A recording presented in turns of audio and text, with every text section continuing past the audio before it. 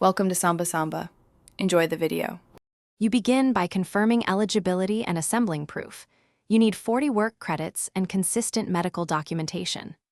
Once done, request complete medical records from every provider and order recent test results and imaging.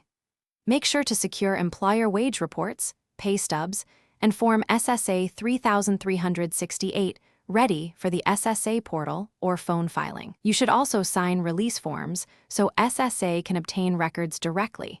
This avoids delays and starts a clean, traceable paper trail for your claim. You now convert raw records into persuasive evidence by asking clinicians for specific limitation statements and functional assessments. Explain how symptoms limit work tasks, lifting, standing, concentration, and request that doctors complete RFCs or narrative letters with objective measures.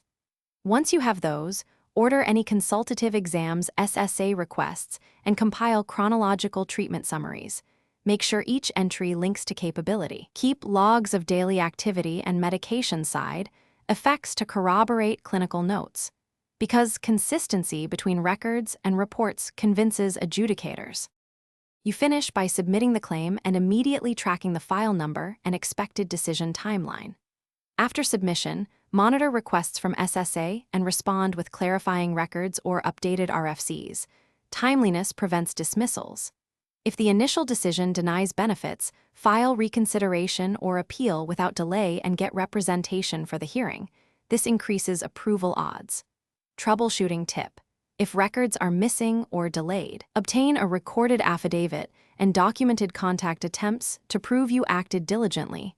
SSA accepts this context. Thanks for watching. Consider subscribing if we helped you.